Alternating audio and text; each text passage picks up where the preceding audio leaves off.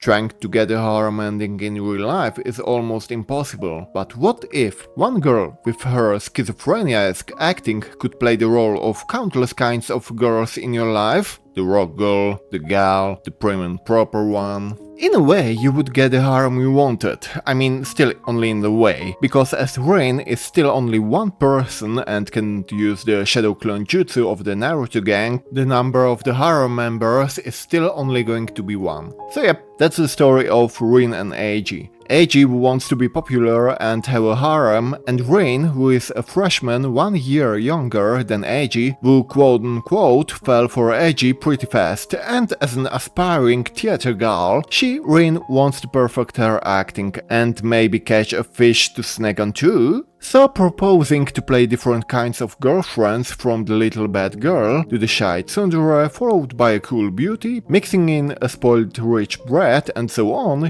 Rain is going to be the Giji, which means pseudo, harem girlfriend. Well, Eiji still thinks it's just friendly play and banter, and the same goes for Rin, but Rin feels that she really likes her senpai a lot and would not mind going out with him for real, so yep. It's this kind of romance story. Currently with Rin, switching her personas, adjusting her expressions and hairstyle is all we get. Maybe a little bit later she will try to cross-dress too. Who knows? As for mixing in the different kinds of girlfriends, it's like this. Rin got a favor to ask of Eiji, the boyfriend, like for an art task, cause her driving is of an interesting kind, and he asked for a better attitude to ask for, but in reality Eiji wants Rin just to ask in a different persona, so it's more humorous for him. So currently it is a full-on comedy with some sweet bits, but does not feel like a fleshed out romance. It's similar to Nagatoro or Uzaki-san, with the story having